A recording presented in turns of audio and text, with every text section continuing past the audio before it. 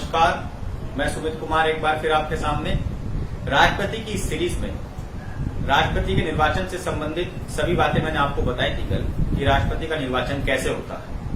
तो वहीं एक विद्यार्थी ने अनुज कुमार जी ने प्रश्न पूछा है कि सर इसके चुनाव से संबंधित विवादों का निपटारा कौन करता है।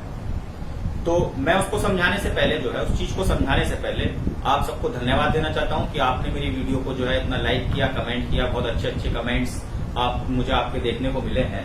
तो ऐसे ही अपना स्नेह और आशीर्वाद बनाकर रखिए और जो भी आपके प्रश्न हैं वो आप नीचे कमेंट बॉक्स में फेसबुक पर लिख सकते हैं। देखिए, राष्ट्रपति के चुनावों से संबंधित विवादों के निपटारे के लिए भारतीय संविधान में अनुच्छेद 71 में दिया गया है। उस 71वें अनुच्छेद में 71 में उसकी फर्स्ट क्लोज ये कहती है, अनुच्छेद 71 की फर्स्ट क्लोज प्यारे विद्यार्थियों ये कहती है कि राष्ट्रपति के चुनावों से संबंधित सभी विवादों का निपटारा उच्चतम न्यायालय करेगा। राष्ट्रपति के चुनाव से संबंधित सभी विवादों का निपटारा उच्चतम न्यायालय करेगा और उसका निर्णय ही अंतिम होगा। उसका निर्णय ही अंतिम होगा, उच्चतम न्यायालय। ये बहुत अच्छा प्रश्न यहां से बनता है। एग्जाम में परीक्षा की दृष्टि से अगर आप देखेंगे तो प्रश्न पूछा जाता है कि राष्ट्रपति के चुनावों से संबंधित सभी विवादों का निपटारा निम्नलिखित में से कौन करता है। और देखिए, आपको ऑप्शन ऐसे बना के देगा। ऑप्शन फर्स्ट संसद, ऑप्शन बी निर्वाचन आयोग,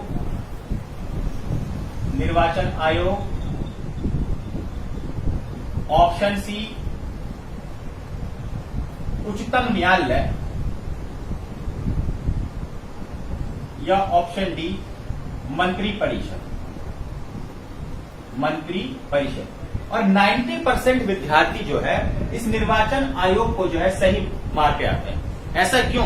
क्योंकि उनके मन में भ्रांति रहती है कि जब इलेक्शन निर्वाचन आयोग ने कराया है, इलेक्शन कमीशन ने कराया है, तो उसके चुनाव से संबंधित सभी विवादों का निपटारा भी निर्वाचन आयोग ही करता होगा। परंतु ऐसा नहीं है, क्योंकि भारतीय संविधान का अनुच्छेद 71 और उसकी उपधारा फर्स्ट ये कहती है कि राष्ट्रपति के चुनाव से संबंधित सभी विवादों का निपटारा उच्चतम न्यायालय करेगा।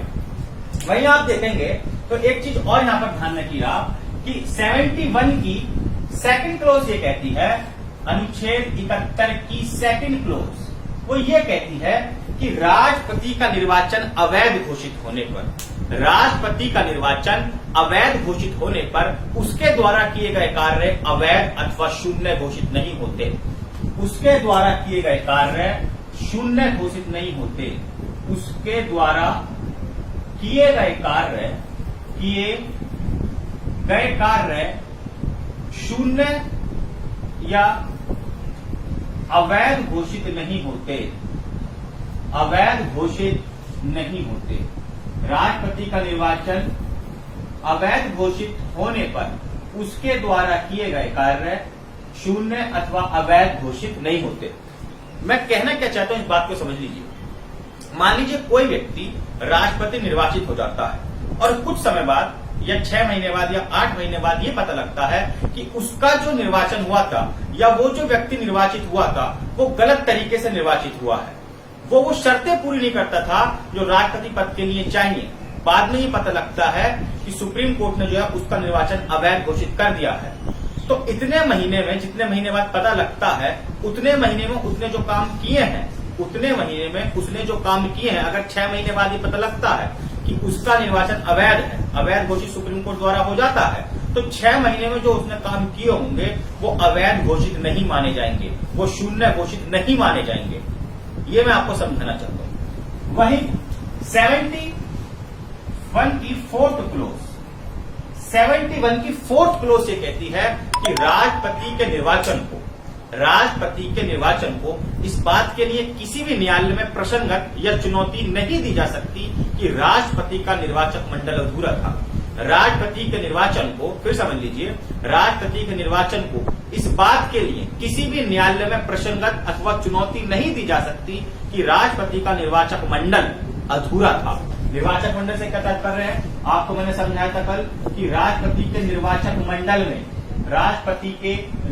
मंडल में संसद और इस संसद के 2 सदन, लोकसभा और राज्यसभा के निर्वाचित सदस्य भाग लेते हैं। मैंने आपको बताया था और विधान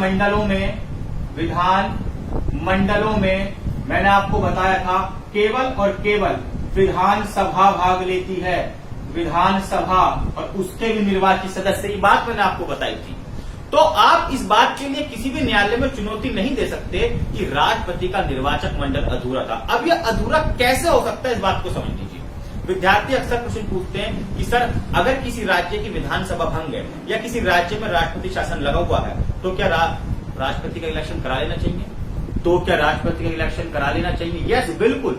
अगर किसी एक राज्य या एक से अधिक राज्यों की विधानसभाएं भंग है तो राष्ट्रपति का इलेक्शन कराया जा सकता है। वहीं अगर लोकसभा भी भंग है तब भी राष्ट्रपति का इलेक्शन कराया जा सकता है, क्योंकि हमारे पास राज्यसभा है। तो इस बात के लिए आप प्रसंगत नहीं कर सकते कि राष्ट्रपति का निर्वाचक मंडल तो अधूरा था, विधानसभाएं तो भंग पड़ी थी। या यूं कहूं कि यदि विधानसभा या संसद के किसी एक सदस्य या एक से अधिक सदस्यों की किसी अचानक मृत्यु हो जाए और उनका पद रिक्त हो जाए संसद से या विधानसभाओं से, तो क्या राष्ट्रपति का इलेक्शन कराना चाहिए? यस, बिल्कुल। इस बात के लिए आप किसी भी न्यायालय में चुनौती नहीं दे सकते कि राष्ट्रपति का जो है निर्वाचक मंडल अधूरा था तो राष्ट्रपति का इलेक्शन कैसे करा लेगा।